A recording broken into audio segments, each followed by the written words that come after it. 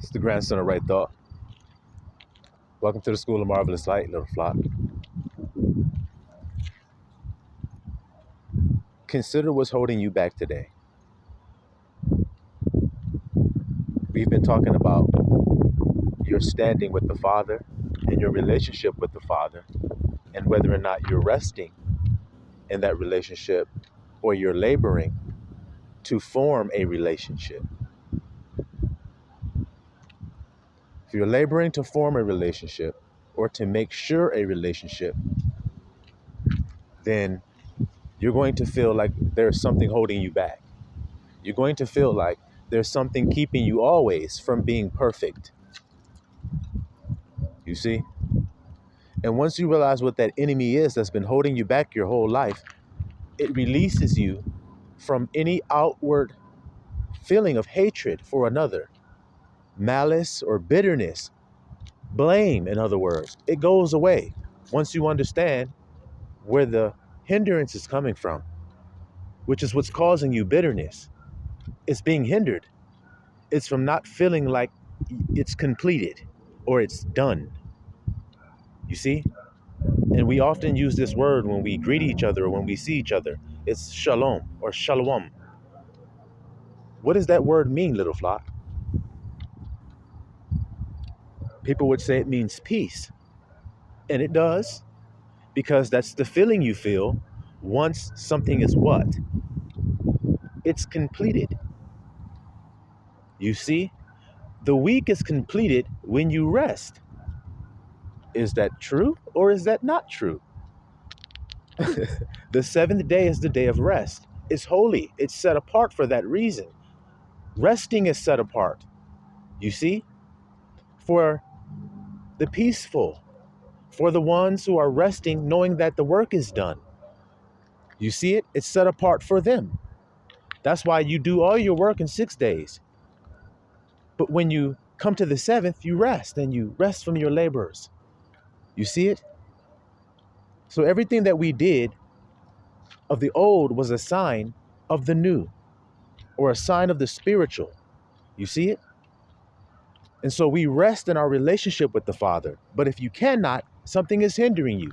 Well, the grandson today is going to make sure that you all know, as the little flock, who that enemy is, so that you're not found blaming. Because if you're found blaming, then that's what you will receive, is blame. Do you want to be blamed for the woes of this world? I wouldn't want to be. Well, then don't blame. See, because now you know the true commandments of Yahusha. You know the better, higher law. You see it? And what is it? What is it? Do you know? Well, when you transform into the spiritual, you can't help but know it. Because now you know that you will receive what you sow. You will reap what you sow. You see, you know that now. Because you learned that under the New Testament. You learn that you must do unto others as you would have them do unto you. Because it's that same balance working. See, because Yahushua is getting rid of those who work iniquity, little flock. So then you see, in order for you not to work iniquity, you have to work fairness. So then if you have done crime, then why are you judging your brother for the same crime? See? Then you have not yet come into the spiritual mind. If you're judging your brother for the same crime, that's what the hypocrites do. And see, the hypocrites are blind. They think they're leaders, but all they are leading are the other people who are blind. You see?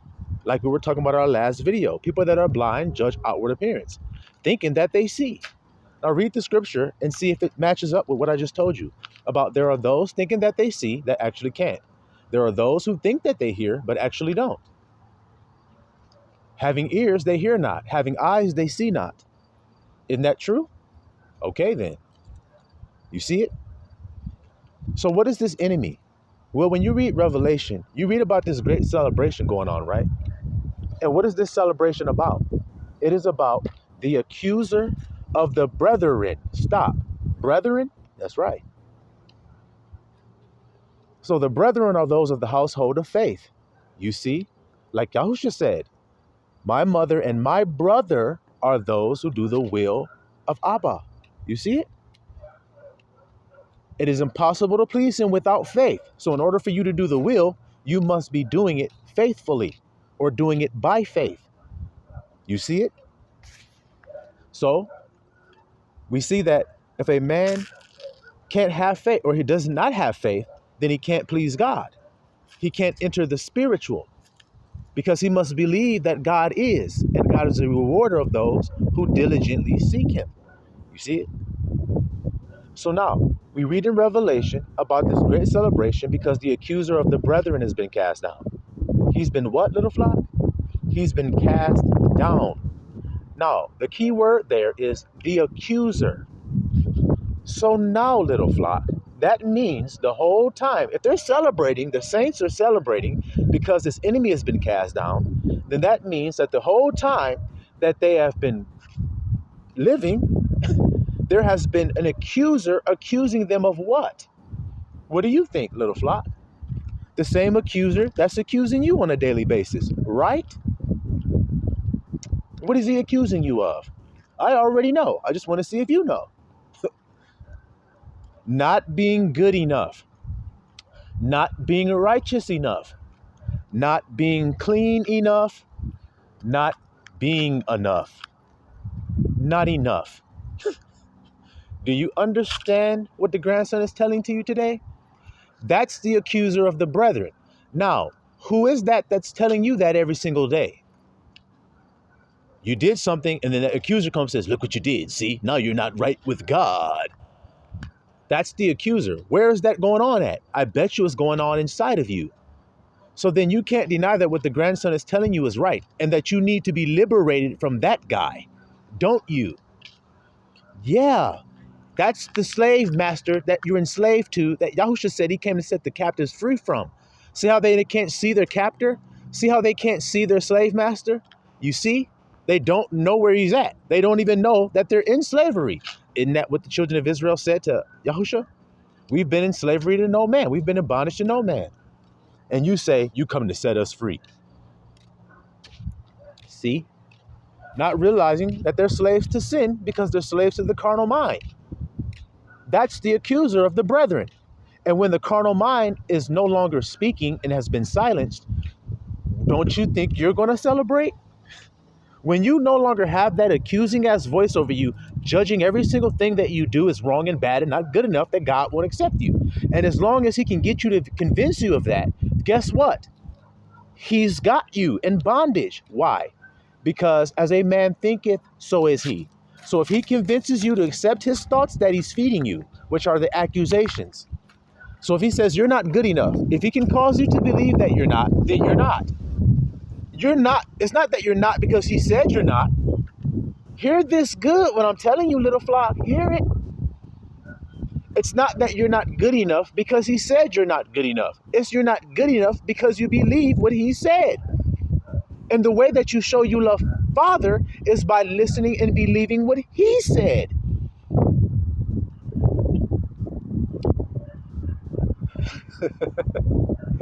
So that's why when you prove that you don't believe he loves you, by listening to the accuser, by accepting what the accuser has said, that proves that you don't believe that you're good enough for God.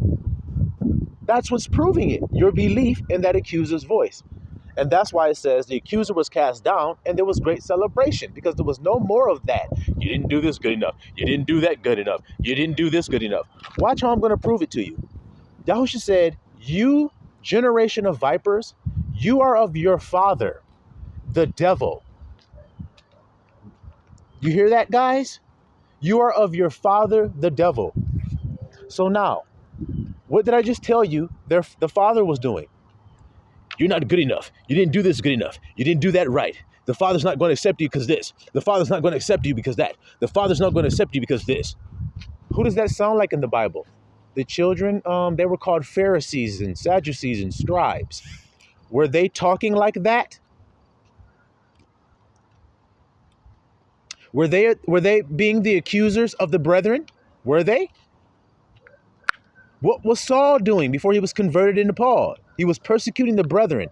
So then here he is again, accusing them of what? Not doing it right. Isn't that true? So it is today. You hear that? So it is today. Children of the devil. The children of the devil have now just been exposed for what they truly are. What does that mean? What am I telling to you about them being exposed? They're the over-righteous ones that outwardly appear righteous unto men. That's actually the deceiver's child. That's what devil means. It means deceiver. So see how they have to do that in order to be what they are? What does that mean? That means they have to deceive. And if they are children of a deceiver, they're going to do what their father does. Their father deceives. So when he tells you you're not good enough, he speaks a lie because he's the father of it. He is not telling you the truth because there's no truth in him. All you have to do is believe that by faith and stop believing his word by carnality. Because that's what you're judging as man judges. So that he can use his skills against you of deception. As long as you judge the way men judge, then he will always get you and make you his slave. That's simple. Because he can always convince you that what you're doing according to the flesh is wrong. Because the flesh is already corrupted. So if you touch something with it, it becomes corrupted. But y'all keep thinking that this thing is not corrupt. So it can be cleaned up. It can be fixed. It can be made proper and right. Can the crooked thing be made straight? So is the flesh crooked or is it straight? It's crooked. So can it be made straight? No, it can't. But people keep trying to. And when you read the Bible, you see that's what they were trying to do. That's the children of the deceiver. They only do it to be seen by men. That's what deceivers do. They can't deceive God. They can only deceive men who don't accept God as their head. See that there? Who don't accept the truth. So as long as you're not accepting the truth, then he can deceive you. He can speak to you and he can accuse you. But once you know the truth, then you're free from the accusations of the accuser, the deceiver. He can't deceive you once you know the truth. Look, that works that way with everything, doesn't it? This tree I'm leaning up against here. You guys see it? Okay. This tree that I'm leaning up against. If I had been taught my whole life that it wasn't called a tree, it was called a T. It wasn't called a tree, it was called a T. But that's I've been deceived to think that it's called a tree.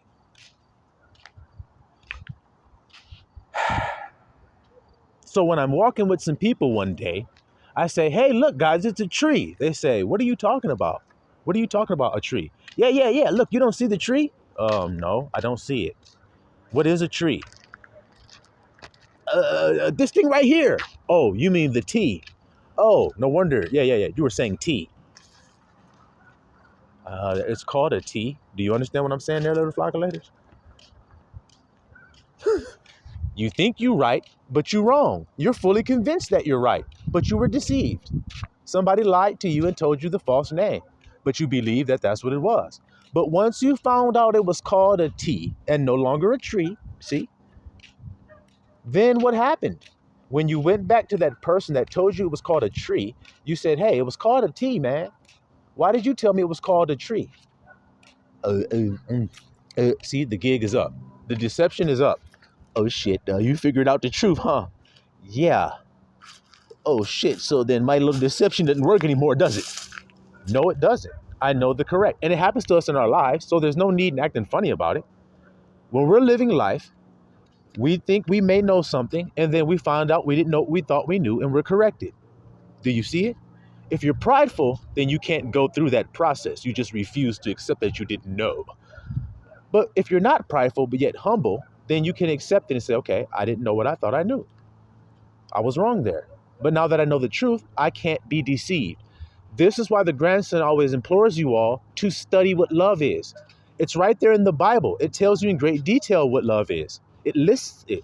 So once you read the list, now you know you've been lied to your whole life about what love is.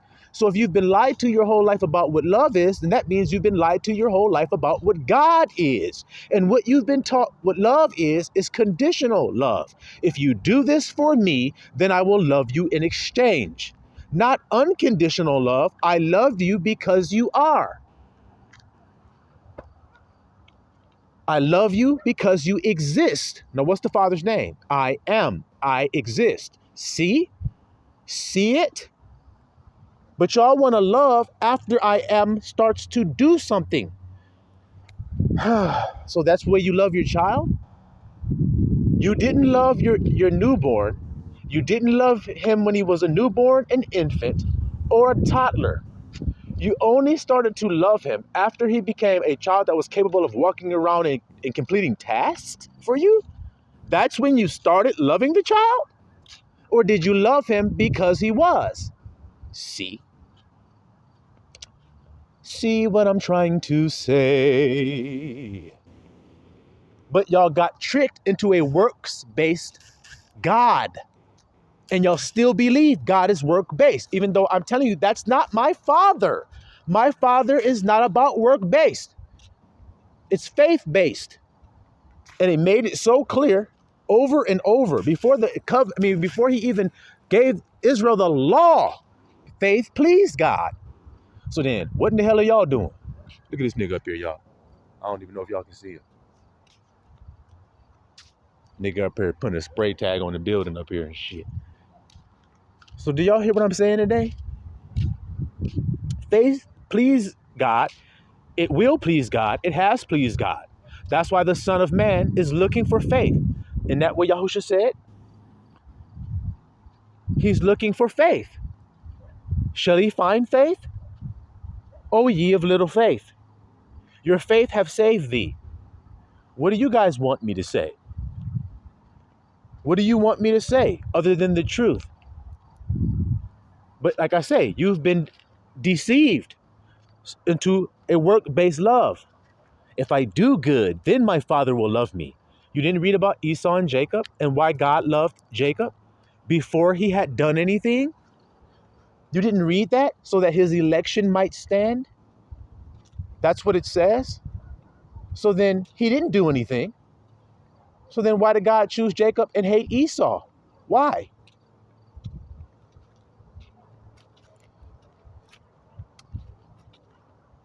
Well,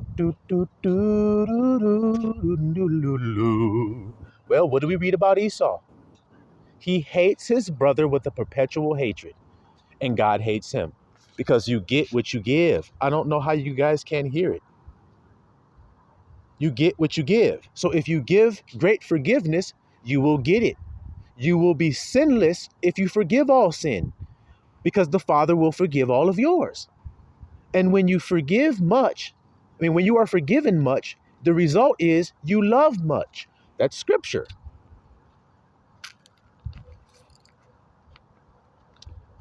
He who is forgiven much loves much, but he who is forgiven little loves little. See?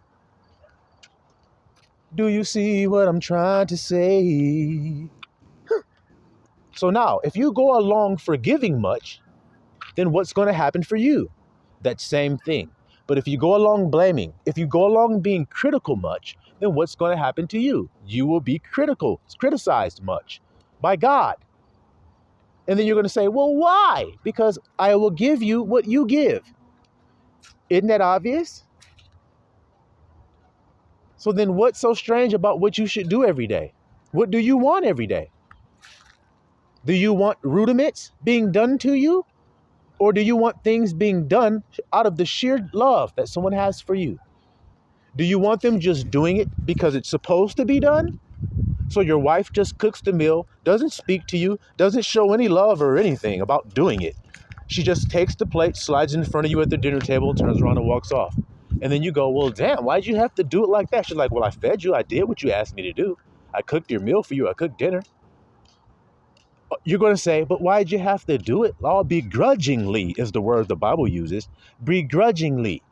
Why do you have to do it as if you didn't want to do it? See how God be talking to his children? When you do a lot of labor, you get vexed. And when you get vexed, you do things begrudgingly. Martha and Mary are examples of this.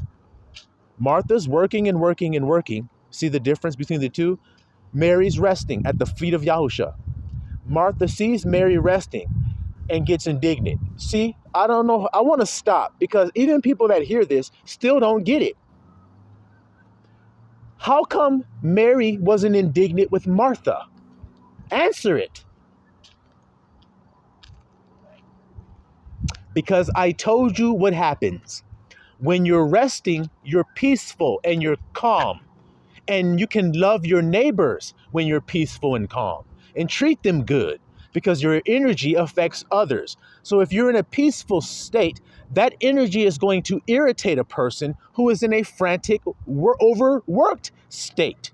So then that's why Martha tripped out on Mary, and it wasn't Mary who tripped out on Martha. And so it is today. Mary, the children of God that sit at the feet of Yahushua, listening to every word that he has to say, and left their worldly bullcrap to do so, just like the disciples did. They left their nets, the Bible said, and followed Yahusha. And they were attentive to what he had to say. And they were criticized by the worldly people who said, why don't you work? Why don't you work? Why don't you work? Why don't you work? Why don't you work? Why don't you work?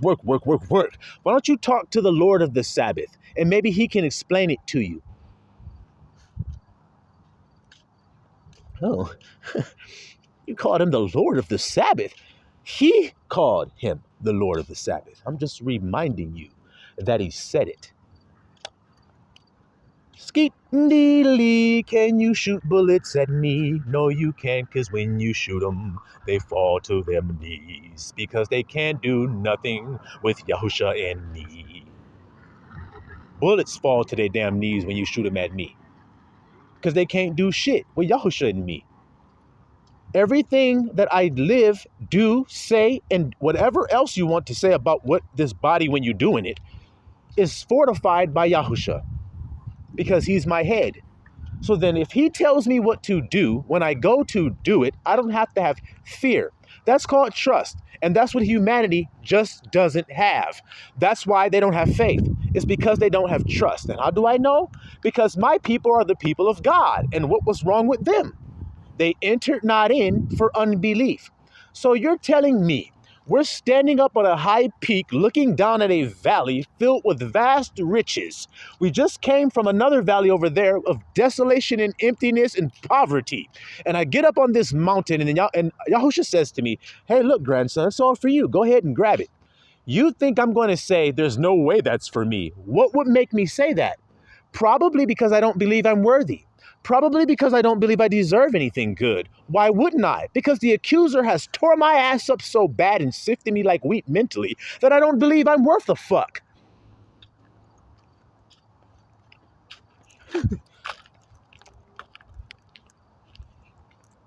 When it says pray that you be counted worthy, that means worldly, carnally minded people do this. Lord, please, if I could just find a place in your heart to be found worthy to escape these things to come, I would just be so overjoyed. I would serve you tirelessly and endlessly without fail, and I'd give my all in exchange for such a gift. That's how they pray to be found worthy. You want to see how the grandson prays that he's found worthy? Let me show you. I am worthy.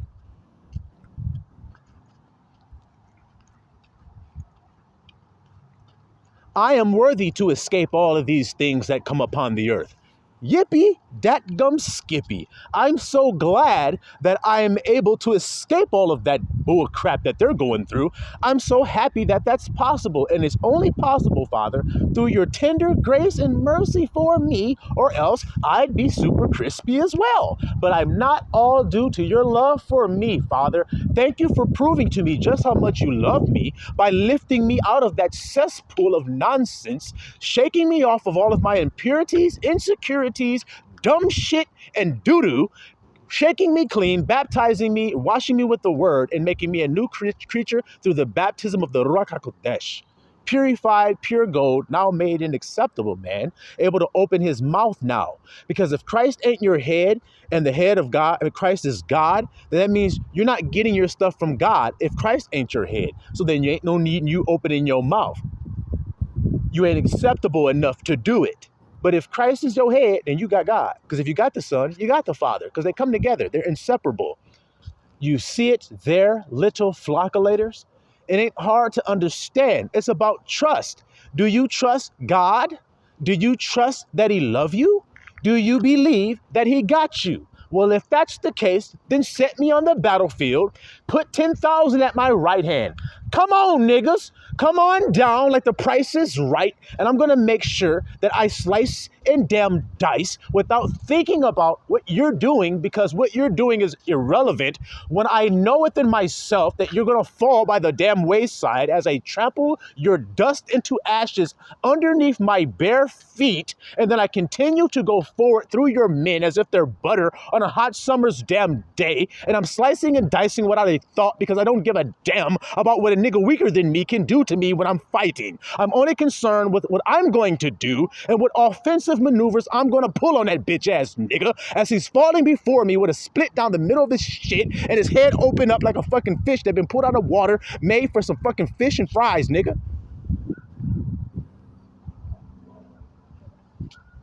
Fuck, I gotta be worried about what a nigga can do. I was told not to, so I don't. I don't understand why you guys do. Why do you let this nigga, this deceiver, trick you out of what God has told you? God told me a promise to me. He said, I give you my grace. So then I believe that. Now, I don't know what he's told you. All I know is what he's told me. And I say what he tells me to say. And what he told me is, I give you my grace. So then if he has given me his grace, can something happen to me? So then should I act like it can? I don't, do I? Okay then, little flockulators, this is what it means to be united in one. That means you really believe it because your thoughts and your feelings are in harmony. That's why I talk the way that I talk without a thought about it, because my thoughts and my feelings are one. I don't have to wonder if my thoughts are and they right, or my feelings are they correct? Do they agree, or do they make sense? And is it right, or am I going to have to go back to the drawing board? And that's doubt. That means if I come out here with that kind of attitude, you can't understand shit I'm saying. You can't benefit from nothing that I'm saying because it's not done with authority and power, and that proves the spirit ain't there. But if it's done with authority and power, then who does that mean standing there before you? Because he said he gave us the spirit of what? Power and might.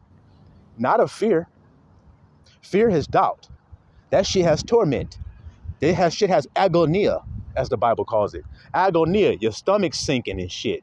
You're nervous Nelly thinking you're not able. The only reason you believe you're not able is because a deceiver didn't lie to you. If you ain't able, then why are you put there to do it? Why were you chosen to be standing there in the spotlight if you ain't able to do the thing? The only reason you ain't able to do it is because you don't think you are. As a man thinketh, so is he.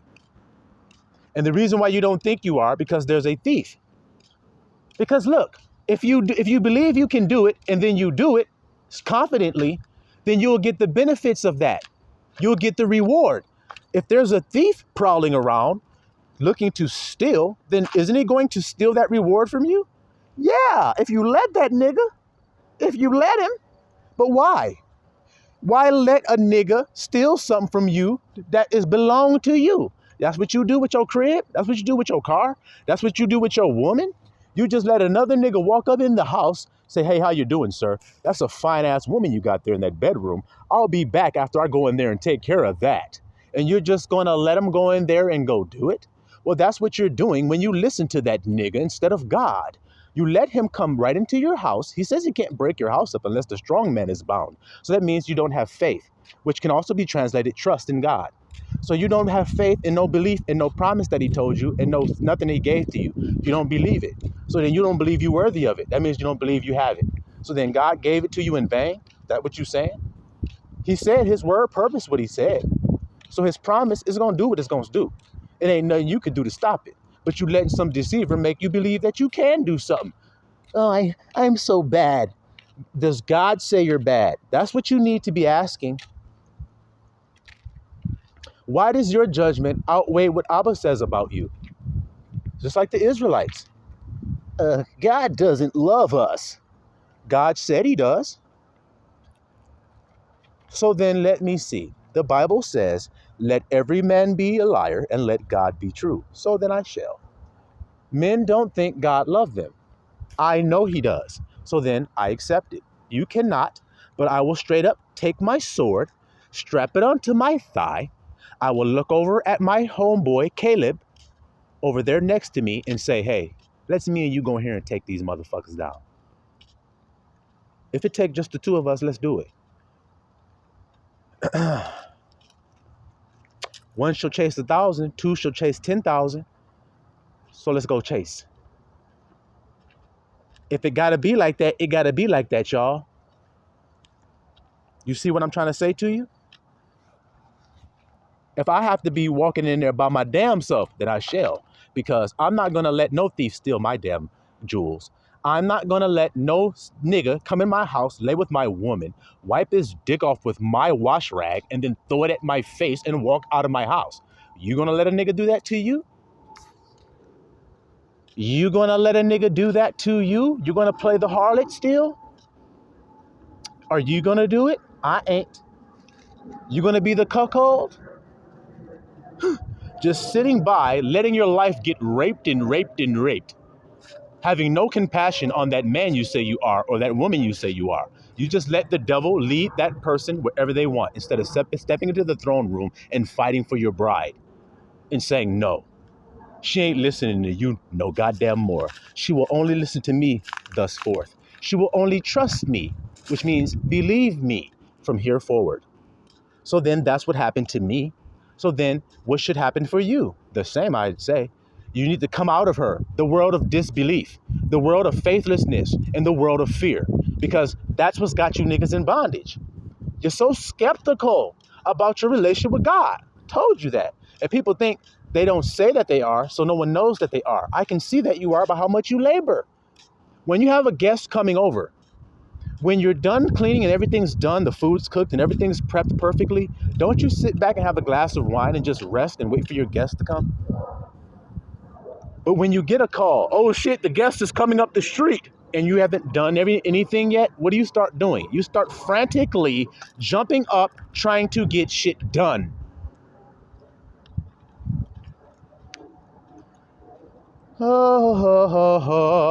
Okay, maybe they didn't hear me, so let me give you another one. There were some virgins, right? They were bidden to a wedding feast. Five of them, there were 10. Five of them were wise. They had oil in their lamp, so they were prepared. See? But five foolish, they didn't have oil in their lamp. So then they heard the call. See? The bridegroom cometh, and they trimmed their lamps. The wise ones did, and they went and entered in. But the ones who didn't have any oil in their lamp, they went back to go buy. So they weren't there. They weren't ready. Oh boy, can you guys hear what I'm saying to you? So, blessed is he who keepeth watch. Oh boy, gosh golly. Y'all keep thinking it's some carnal thing to watch for. It's not. It's spiritual.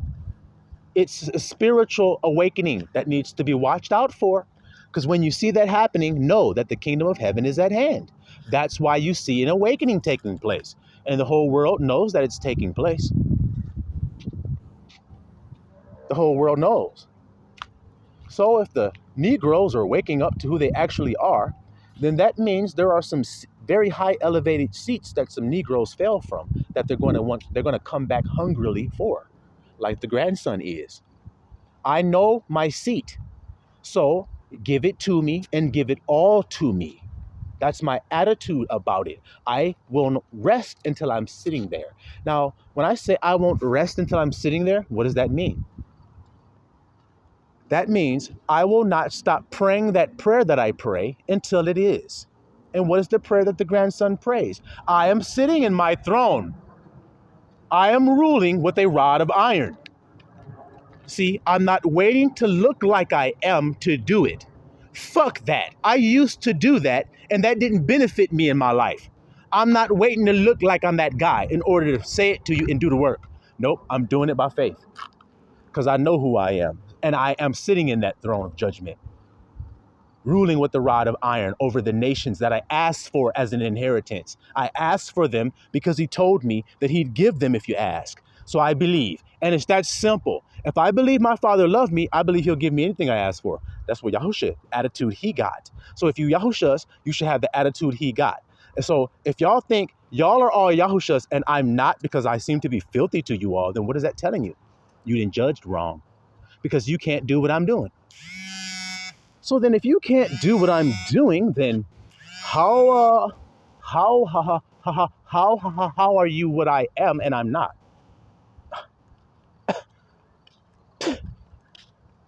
God looking for a faithful man, a man that can believe he is something without any proof that he is.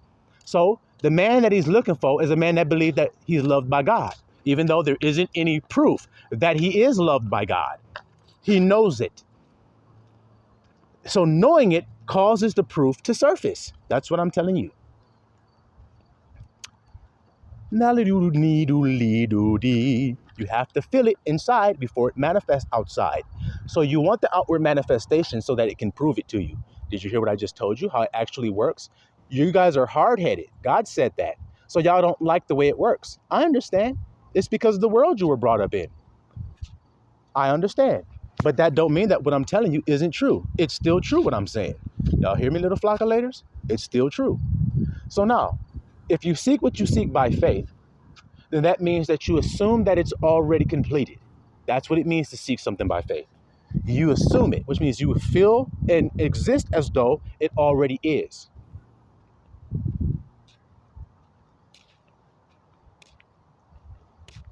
So, as the grandson is called the preacher in the Bible with a capital P.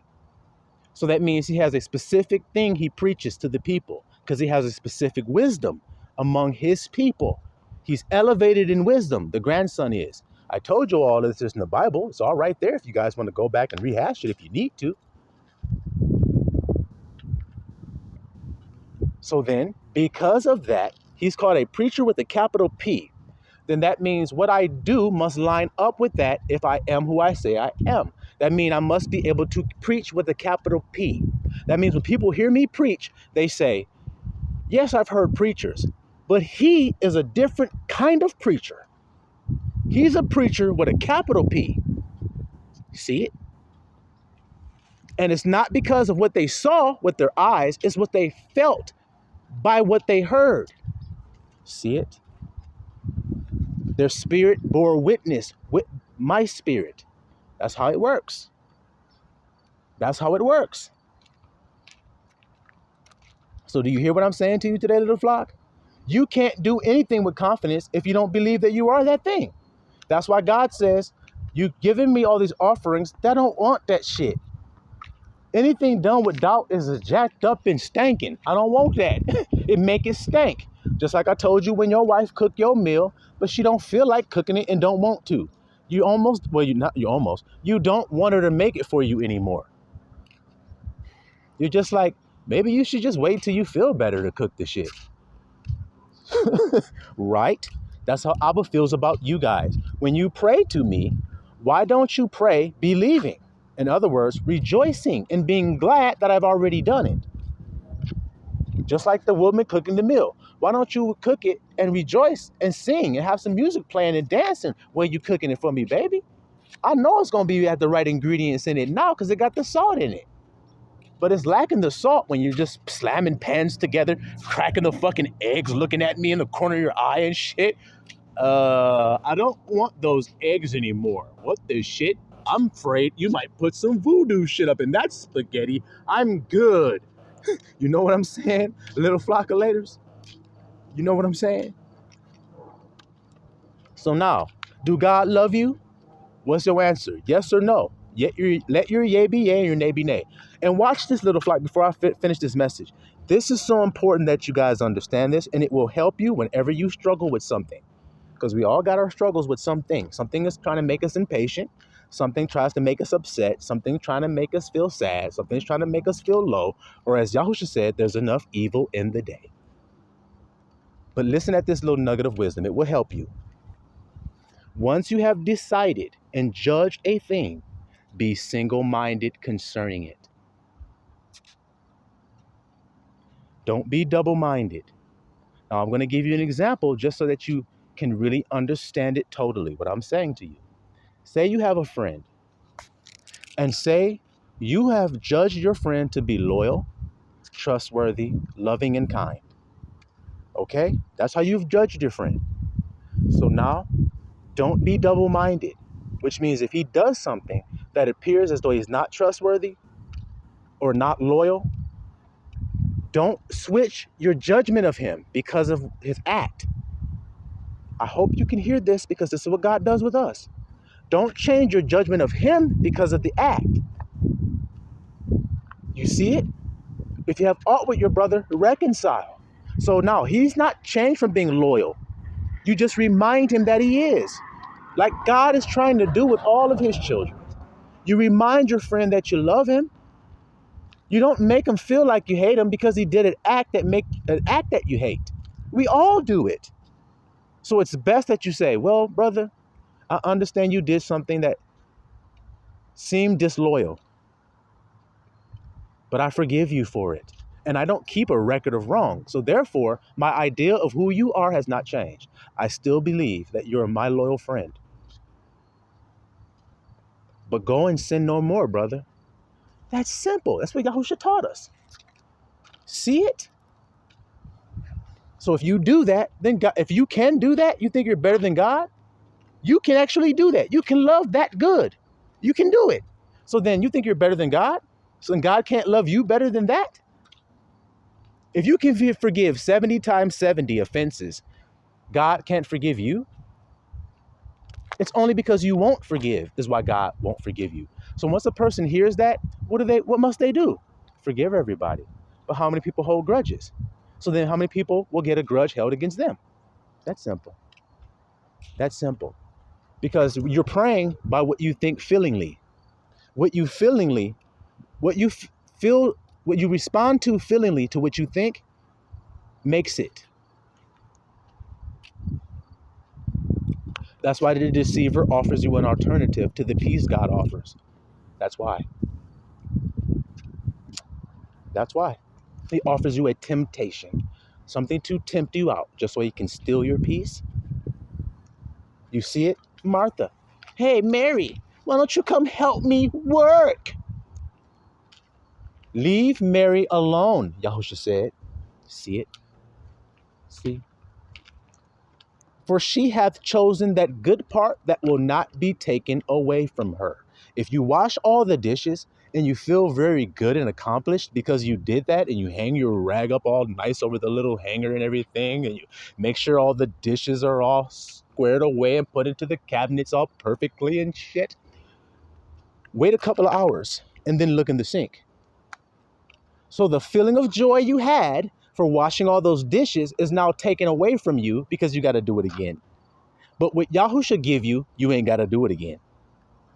You get it, and then you got it. And the joy you feel from getting it is everlasting. It never goes away because it just keeps on working for you. And then it just keeps on working. And then it keeps on working. And then now you're in the driver's seat, knowing which way to turn, which way to veer, when to stop and slow down, and when to accelerate. Because now you understand what's going on. So with all your wisdom, get understanding. And when you understand, you know what's going on. And so now you know exactly how to maneuver through life. You stay into the truth and you are single-minded on it. God loves me. Now, I will not change. I shall not be moved. Just like a tree that's planted by the waters, I shall not be moved. So now, wind, I know why you're blowing. I know. But guess what? My house is founded. And Yahusha told me that when you get to blowing, it ain't going to fall. So blow woofy the fuck woof until your cheeks fucking explode on the side of your face, and I laugh at you as you fall to the ground in a heap of shame. Go ahead and blow. Blow, bitty, blow, bitty, blow, blow, blow, blow, blow. My house is not going to fall. I'm single-minded. My whole house is full of light. I can see everything, like I told you, because I'm not wondering. I'm not doubting, in other words. Oh boy, can y'all hear this message today? That's liberation and that's freedom. When it looked like I'm not loved, I still believe that I am. When the Pharisees say, grandson, you look like you're this, and you look like you're that, and you look like you're doing this, then how come you can't convince me of any sins then?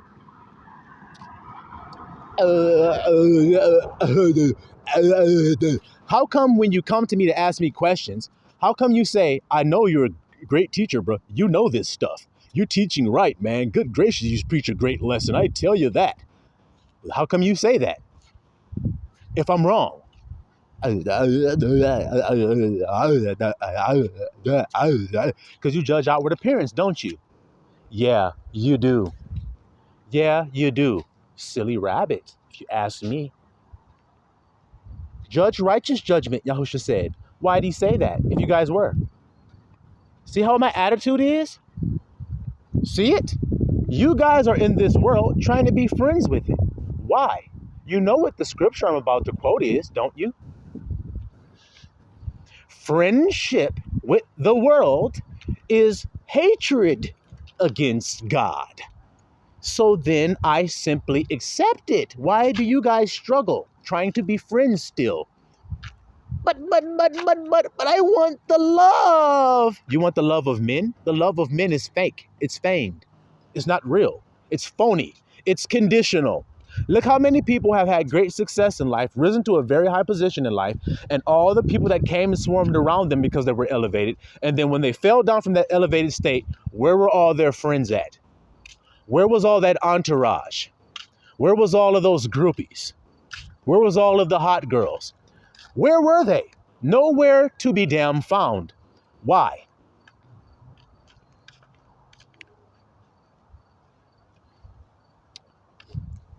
Because it was conditional. Can't you see? Your conditions changed, and so they did.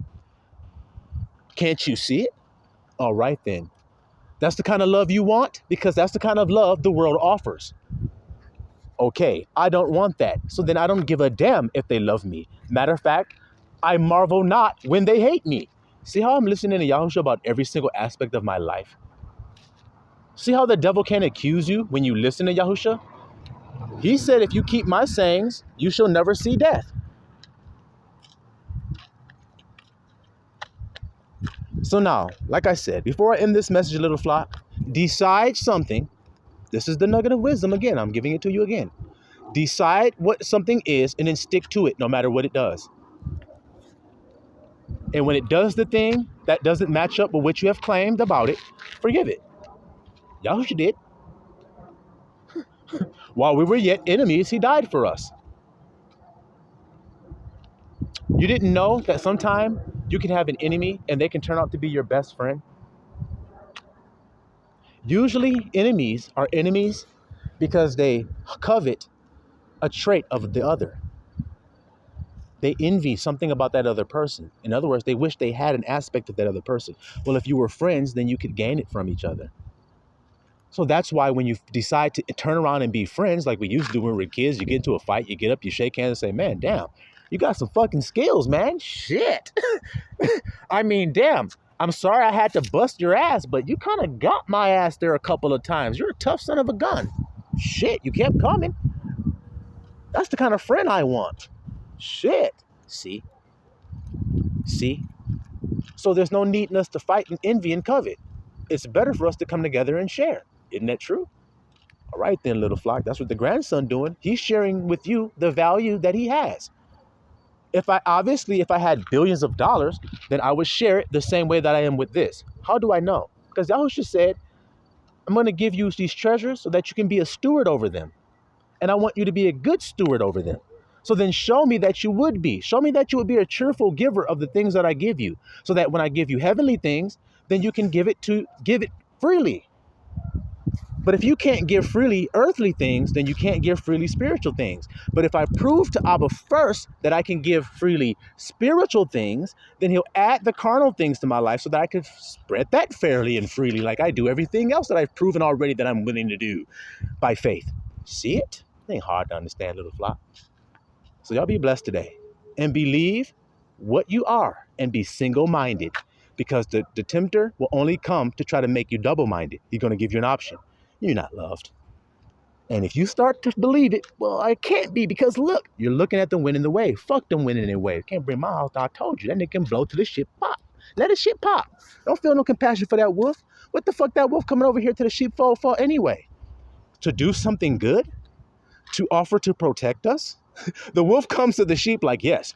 Hi guys, I'm your new security guard. I'm here to do security and make sure that all the sheep are here, all 100 of them. Yep.